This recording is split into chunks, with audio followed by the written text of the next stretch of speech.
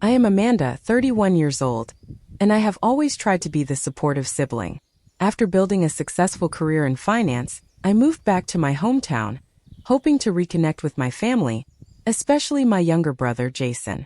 Our relationship had been strained for years, but I thought a thoughtful gift would help bridge the gap.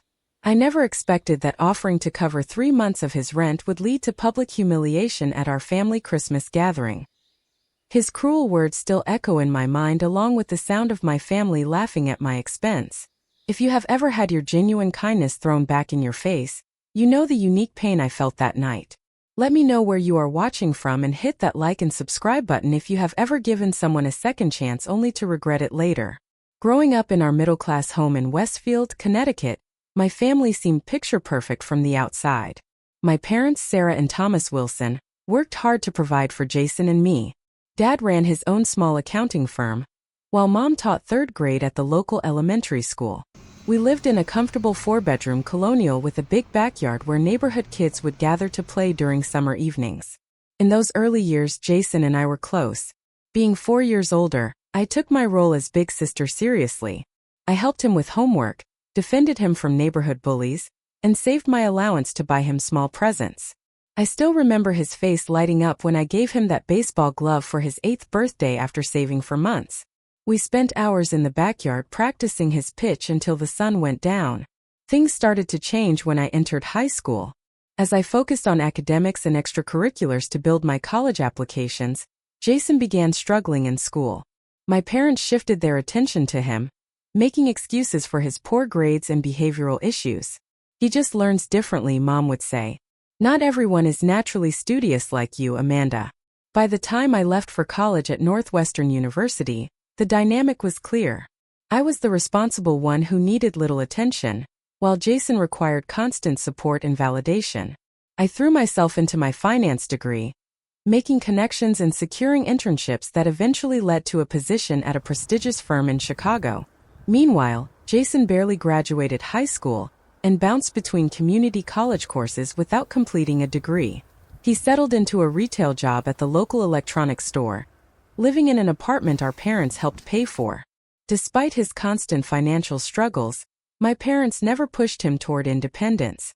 My grandmother Eleanor was the only family member who consistently recognized my achievements. "You remind me of myself," she would tell me during our weekly phone calls. "Independent and determined." Her validation became my lifeline during family gatherings where my accomplishments were minimized or overlooked. When I would visit home during holidays, the pattern was always the same. My promotion to senior financial analyst was met with polite nods before the conversation quickly turned to Jason getting Employee of the Month at his store. My down payment on my Chicago condo received less enthusiasm than Jason finally paying off his credit card debt, which I later learned my parents had actually covered. 8 years after leaving, an unexpected opportunity arose at a branch office of my firm back in Connecticut. Despite my complicated feelings about home, I decided to take it. Perhaps with physical proximity, I could repair some of the distance with my family. The decision wasn't easy, giving up my vibrant life in Chicago, where I had built a community of close friends.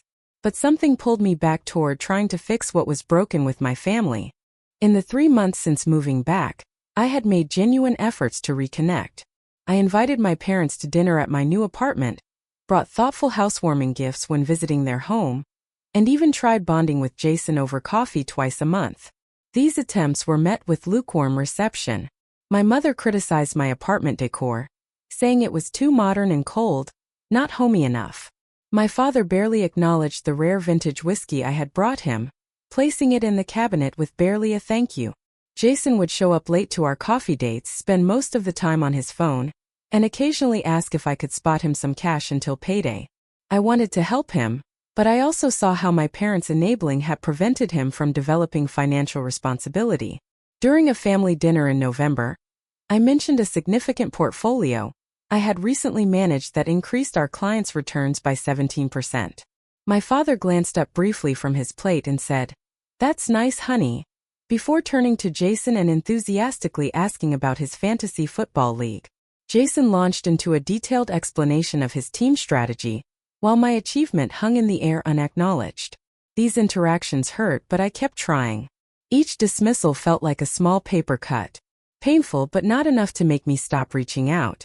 I held on to hope that persistence would eventually break through the pattern and help us become a real family again. One where everyone was valued equally. By mid-December, holiday preparations were in full swing. My new apartment still had boxes waiting to be unpacked, but I had managed to set up a small Christmas tree and string lights around my living room windows. The approaching family Christmas gathering at my parents' house filled me with both hope and dread, emotions that had become familiar companions whenever family was involved.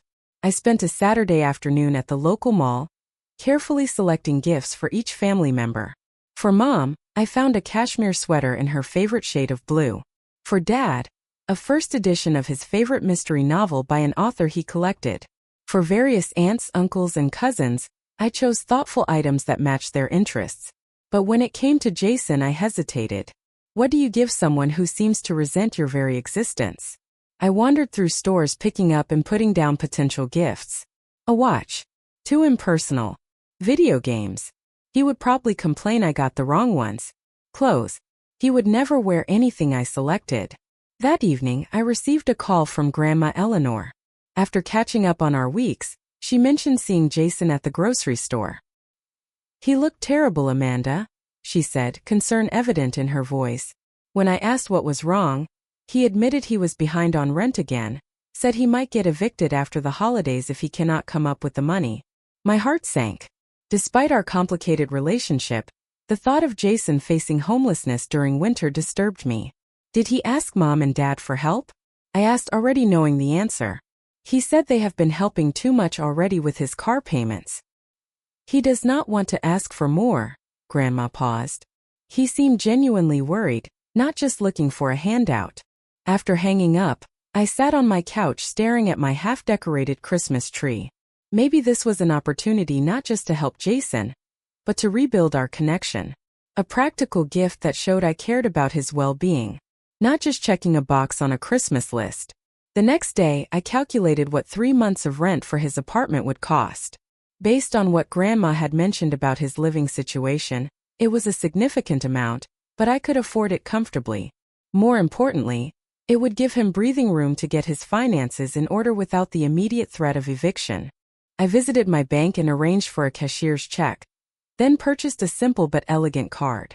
That evening, I sat at my kitchen table struggling with what to write. After several discarded drafts, I kept it straightforward. "Jason, I know things have been tough lately. This should cover 3 months of rent. No strings attached. It is not a loan, just a gift from a sister who cares. Hope this gives you some peace of mind going into the new year. Love, Amanda." I sealed the check and card in an envelope, wrapping it in simple silver paper with a small bow. As I placed it with the other gifts, I imagined Jason's face when he opened it. Would he be relieved, grateful? Might this be the gesture that finally broke through the wall between us? In the days leading up to Christmas Eve, I rehearsed the moment in my mind. I wanted to give it to him privately to spare him any embarrassment about his financial situation, but the family tradition was to open gifts together in the living room after dinner. I would have to be discreet, perhaps suggesting we step aside when it was time for him to open my gift. The night before the gathering, anxiety kept me awake. Our family dynamics were so fragile, so loaded with unspoken resentments and expectations. What if my gift was misinterpreted as showing off my financial success? What if Jason saw it as a criticism of his inability to manage money? What if my parents viewed it as overstepping their role as the family providers? I pushed these thoughts aside. My intention was genuine and surely that would be recognized. This was about helping my brother through a difficult time, not about scoring points or seeking validation. On Christmas Eve morning, I woke early and began preparing the dishes I had promised to bring.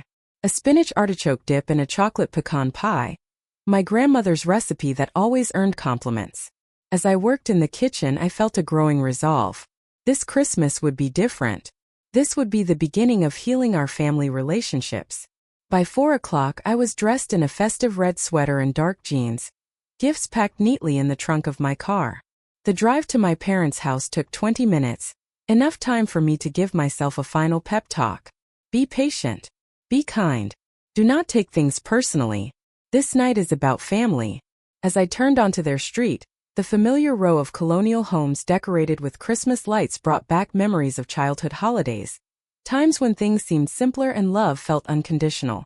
I parked behind my cousin's SUV and took a deep breath before gathering my contributions for the evening. With arms full of food and presents, I walked up the path to the front door, hoping this Christmas might truly bring peace and goodwill to the Wilson family. The moment I stepped through the door, the familiar scent of my mother's cinnamon apple potpourri enveloped me.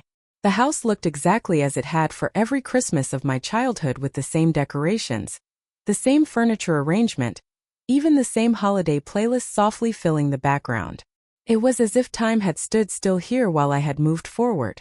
Amanda, finally. My mother appeared from the kitchen, wiping her hands on a festive dish towel. Her critical gaze swept over me.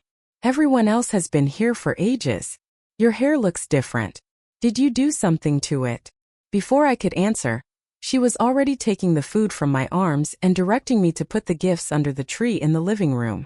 I swallowed the defensive response rising in my throat and reminded myself of my resolution to stay positive.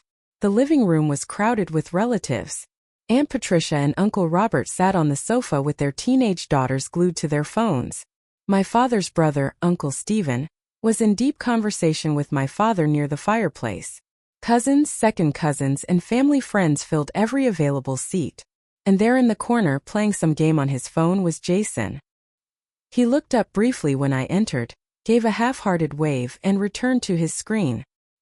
He did look tired, with dark circles under his eyes and a tenseness to his shoulders that spoke of stress. Grandma Eleanor was right to be concerned. Amanda. My grandmother's voice cut through the noise as she made her way toward me, arms outstretched. Her embrace was the first genuine welcome I had received, and I found myself clinging to her a moment longer than usual. You look wonderful, dear, she whispered in my ear. So glad you are here. Dinner was served buffet style, and I found myself seated between a second cousin I barely knew and one of my father's golf buddies.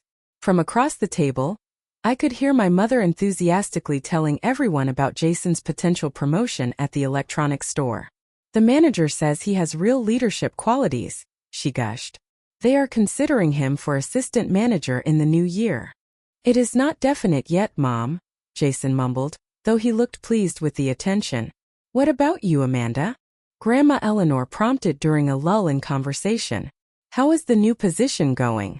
I began to explain my role overseeing investment strategies for several key client portfolios, but my father interrupted. Speaking of investments, did I tell everyone about the putting green the first I'm installing in the backyard this spring? Best investment in my golf game yet.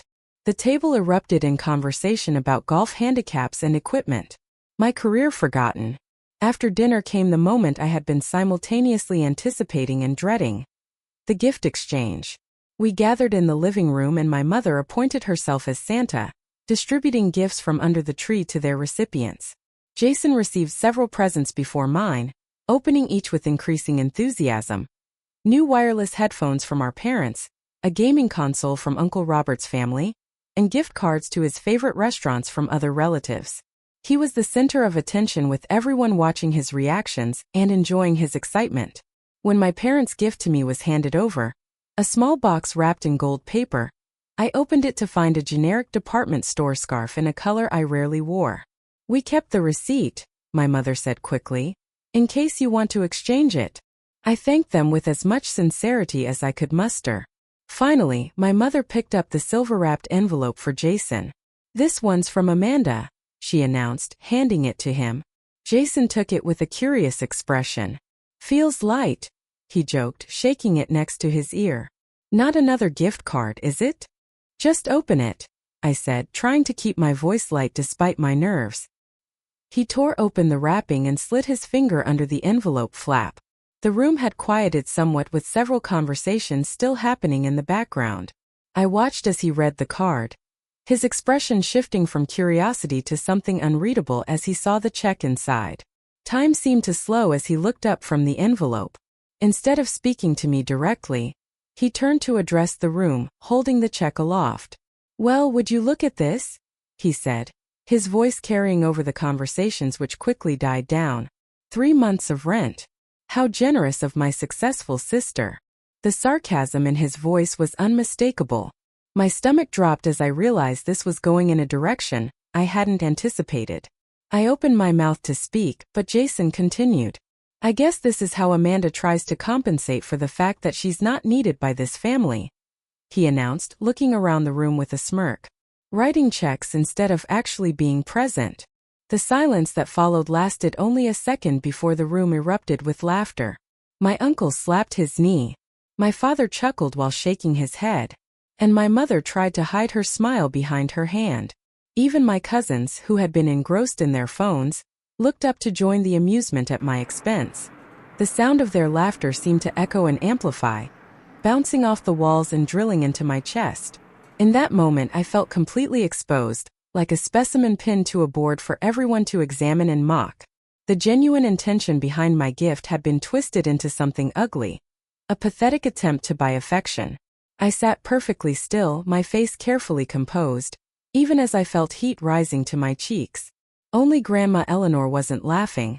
Her expression a mixture of shock and sympathy as she looked between Jason and me. With deliberate calmness that belied the storm raging inside me, I stood and walked over to Jason. I reached out my hand for the envelope, which he surrendered with a look of confusion replacing his previous smugness. Useful to know, I said quietly, tucking the envelope into my pocket. My voice sounded strange to my own ears, controlled but hollow. The laughter gradually subsided as people turned their attention to the next gift being distributed. No one seemed to notice that something fundamental had just shattered inside me, or that the careful hope I had been nurturing had been crushed under the weight of their collective amusement. As the gift exchange continued around me, I remained seated, a polite smile fixed on my face that felt like a mask made of porcelain, ready to crack at the slightest pressure. Inside, a hurricane of emotions threatened to overwhelm me. Humiliation burned through my chest, followed closely by a profound sense of rejection that cut deeper than I wanted to admit. But beneath these immediate reactions, something else was building. A clarity I had been avoiding for years. When Aunt Patricia's youngest unwrapped a toy that required batteries, the commotion created a perfect moment for me to slip away. I murmured something about needing the restroom and escaped upstairs to the second-floor bathroom, the one place I knew I could find a few minutes of privacy. Locking the door behind me, I gripped the edges of the sink and finally allowed my carefully composed expression to crumble. My reflection in the mirror showed flushed cheeks and eyes bright with unshed tears. I took several deep breaths, focusing on the cool air filling my lungs and the steady rhythm of my heartbeat gradually slowing. As I stood there trying to collect myself, memories flickered through my mind like scenes from a movie I had watched too many times. My high school graduation, where my parents had been more concerned about Jason feeling left out than celebrating my valedictorian speech. My college acceptance letter being met with worries about how they would manage Jason's needs while helping me move to campus.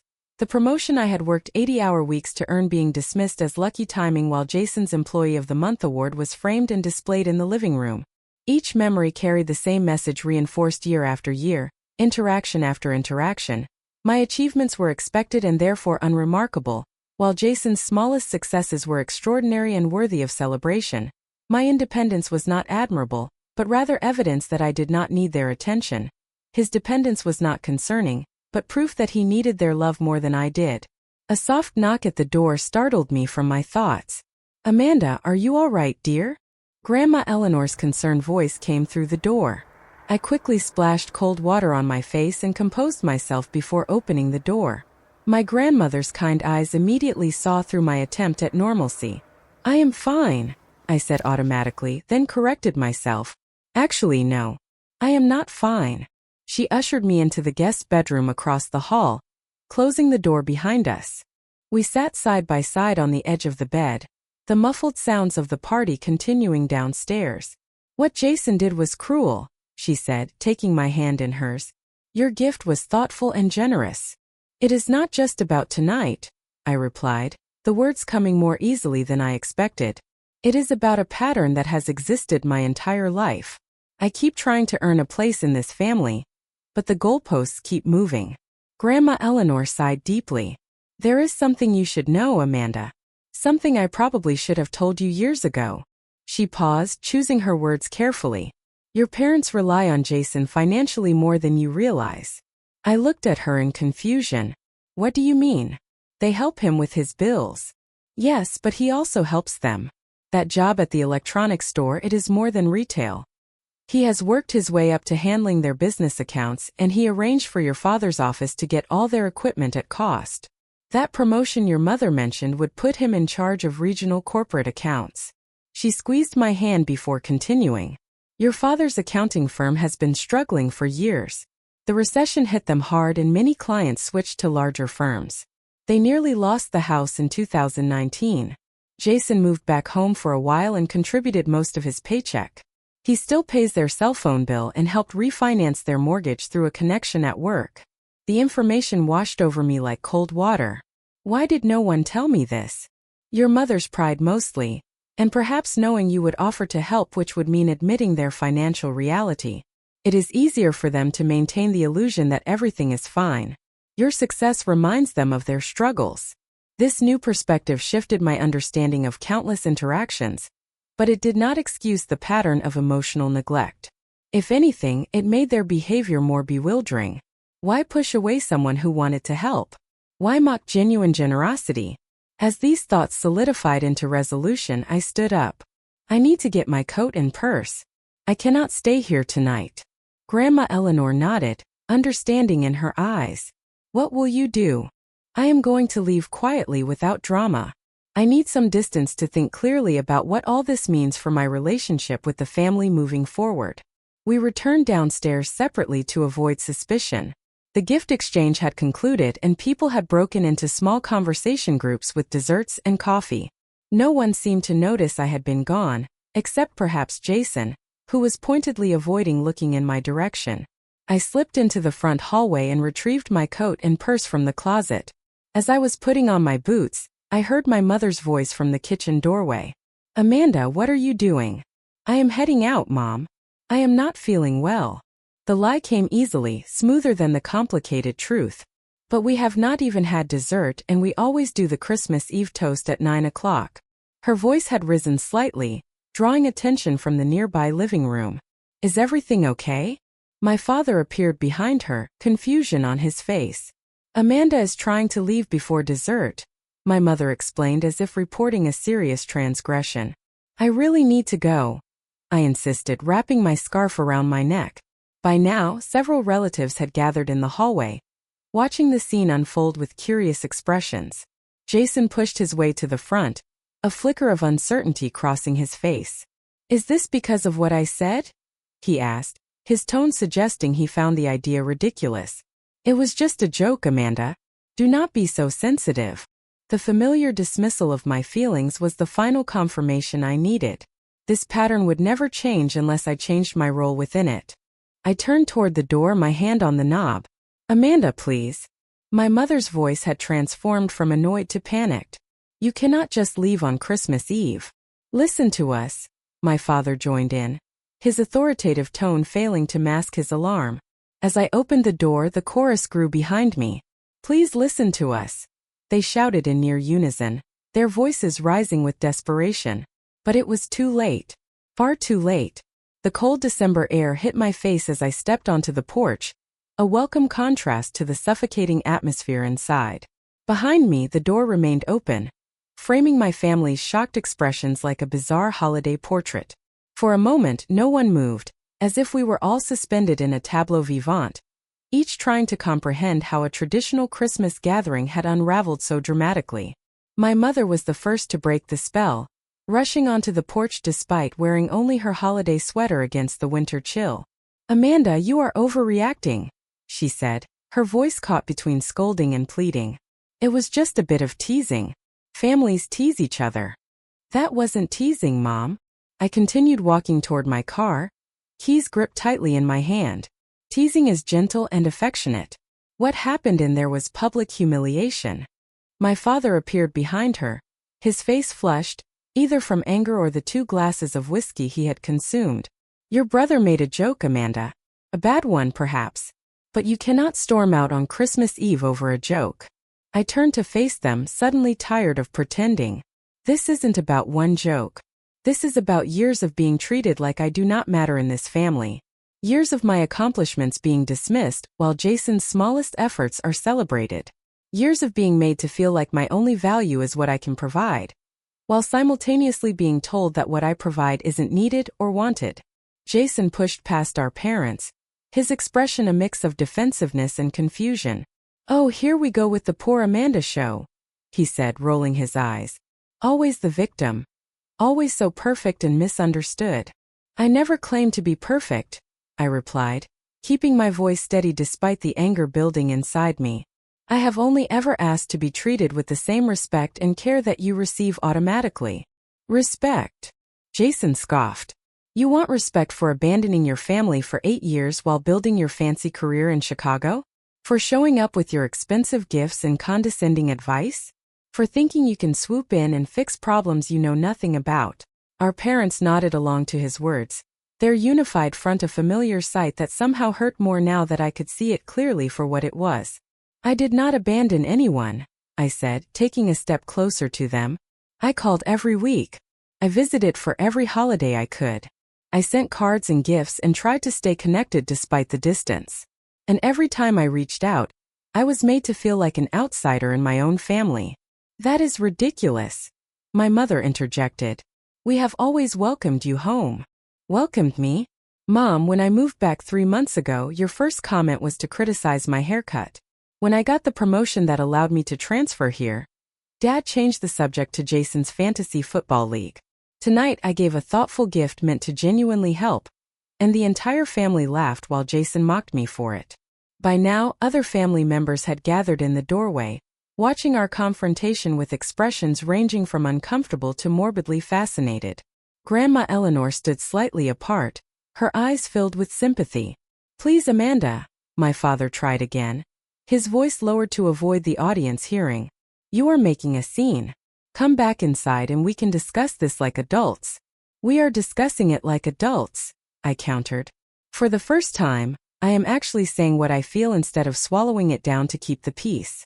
And your response is to worry about appearances rather than address the actual issue. What do you want from us?" Jason asked, throwing his hands up in exasperation. "A parade every time you visit? Special treatment because you make more money than I do? I want to be valued as a person, not just tolerated as an obligation," I said, the words flowing now that the dam had broken. "I want my achievements to be acknowledged without being compared to yours. I want to give without having my intentions questioned. I want to be part of this family, not an accessory to it." My mother's expression softened slightly, perhaps finally hearing the pain beneath my words. "Of course you are valued, Amanda. We love you." "Do you?" "Because love should feel supportive and safe. Being around this family feels like constantly walking on eggshells, waiting for the next dismissal or humiliation." "That is not fair," my father protested. "We have always supported you. You supported my independence because it benefited you," I said, the realization crystallizing as I spoke. "You encouraged me to be self-sufficient because it meant you could focus on Jason. You praised my resilience because it meant you did not have to worry about my feelings or needs." The silence that followed confirmed what Grandma Eleanor had told me. They had needed me to be the strong one, the independent one, the one who did not need them because they had nothing left to give after managing Jason's needs and their own financial struggles. "I accepted a position in our London office," I said finally. The words I had planned to share as exciting news now delivered as a quiet declaration of independence. "I start February 1st. The shock on their faces would have been comical in any other context.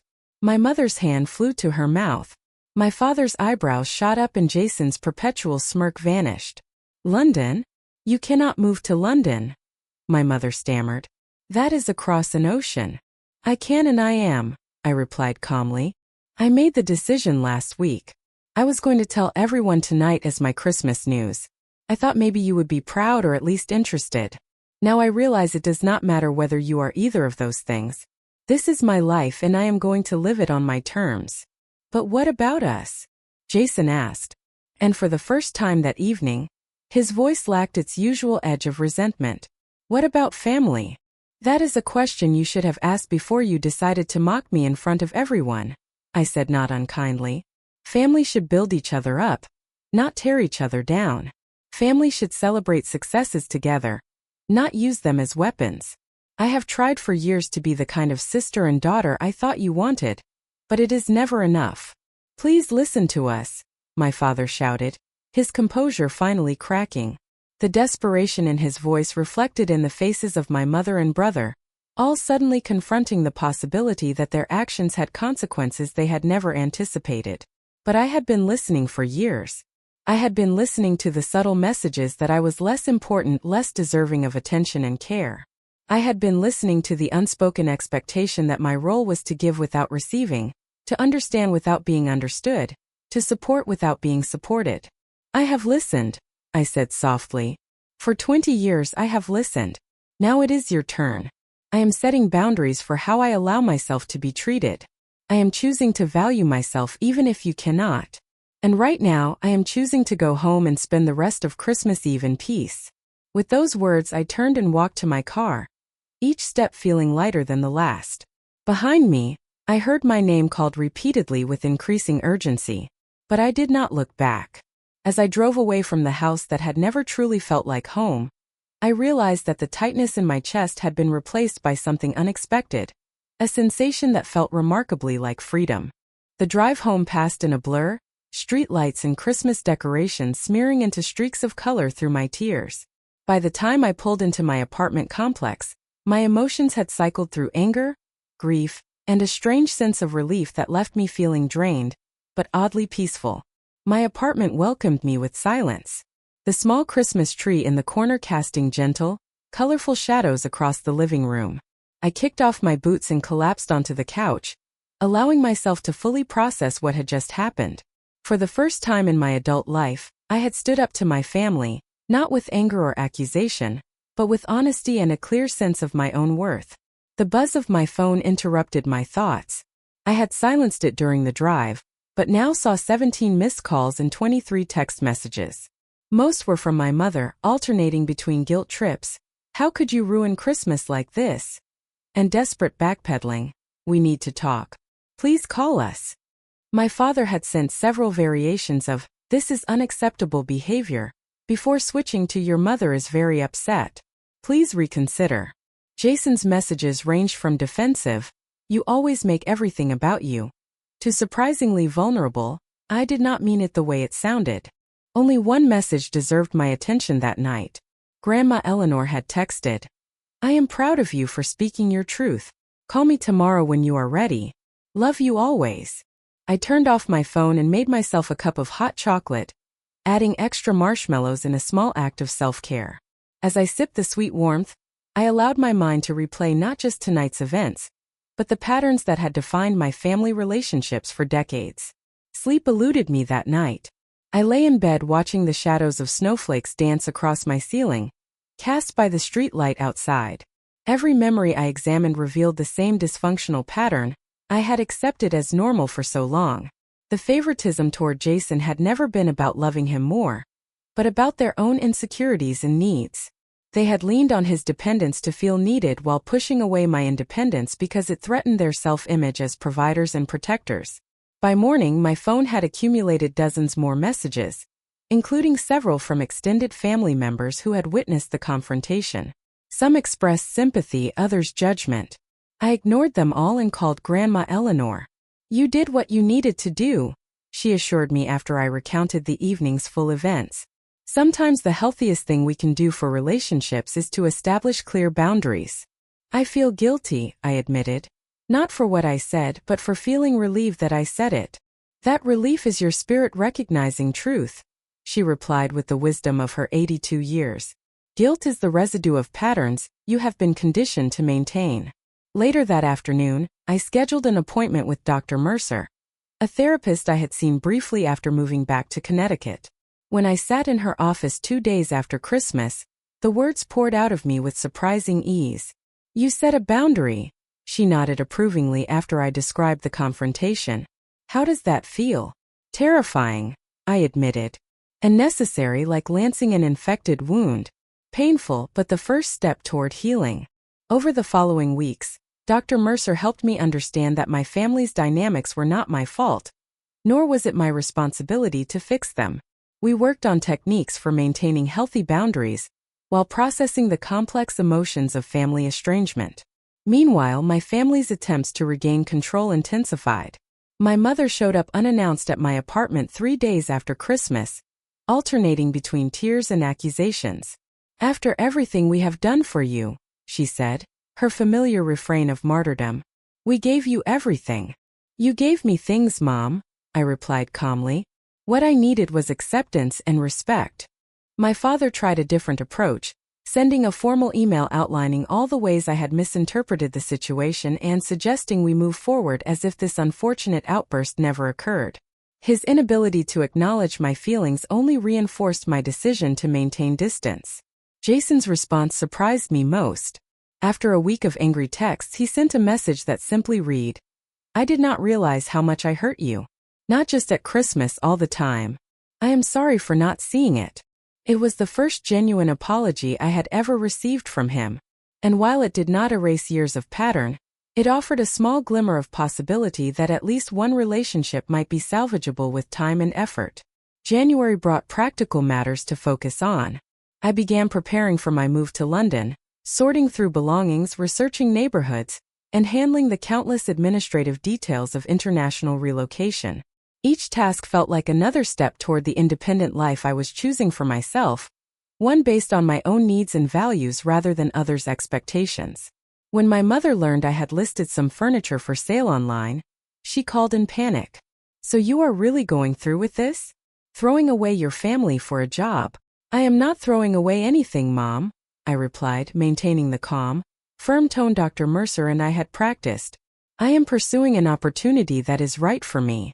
My relationship with family is separate from my career decisions." "But we need you here," she said, her voice small and vulnerable in a way I had rarely heard. For the first time, I recognized her words for what they were. Not an expression of love but of dependency. They did not need me, the person with my thoughts and feelings and dreams. They needed what I could provide materially and emotionally without requiring the same in return. "I cannot be what you need me to be anymore," I told her gently. "I need to be who I am." 3 months after that fateful Christmas Eve, my apartment was nearly empty. Most of my belongings either sold, donated, or packed into the 4 suitcases I would take to London. The bare walls and echo of my footsteps on hardwood floors reflected the strange liminal space I occupied between my old life and the new one waiting across the ocean. My relationship with Grandma Eleanor had grown even stronger through weekly lunch dates where she shared family stories I had never heard, filling in gaps in my understanding with her perspective untainted by my parents' revisionist tendencies. She was the only family member I would genuinely miss seeing regularly, though we had already set up our video call schedule for after my move. "You know," she told me during our final in-person lunch, "your grandfather did something similar when he was about your age. His family had expectations that suffocated him. So he joined the Merchant Marines and sailed around the world for 2 years. Came back knowing exactly who he was and what he wanted.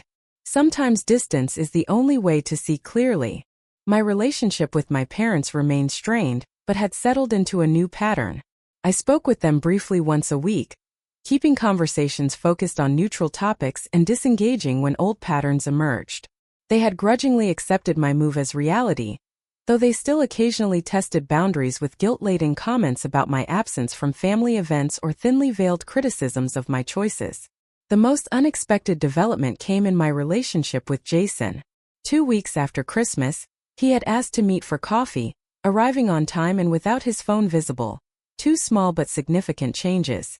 "I have been thinking about what you said," he began awkwardly. "About how we treat you, how I treat you." I waited, giving him space to find his words without interruption. "I always saw you as having everything figured out," he continued. "The perfect daughter, the successful career, the independence. It made me feel inadequate. So, I dealt with that by trying to make you smaller in the family to carve out my own importance." His self-awareness surprised me. "Have you been talking to someone?" I asked. He nodded. "Started seeing a counselor in January. Turns out I have a lot of stuff to work through." That first conversation led to others, each a little more honest than the last. We were far from close, but we were finally seeing each other as complex individuals, rather than the simplified roles we had been assigned in our family system. A week before my departure, Jason asked to meet at a park near my apartment. We walked in companionable silence for a while before he handed me a small wrapped package. "It is not 3 months' rent," he said with a self-deprecating smile. "But I wanted to give you something before you left." Inside was a framed photo I had never seen before of Jason and me as children building a snowman in our backyard. We were both laughing, my arm around his shoulders. His face turned toward me with unguarded admiration. "Mom,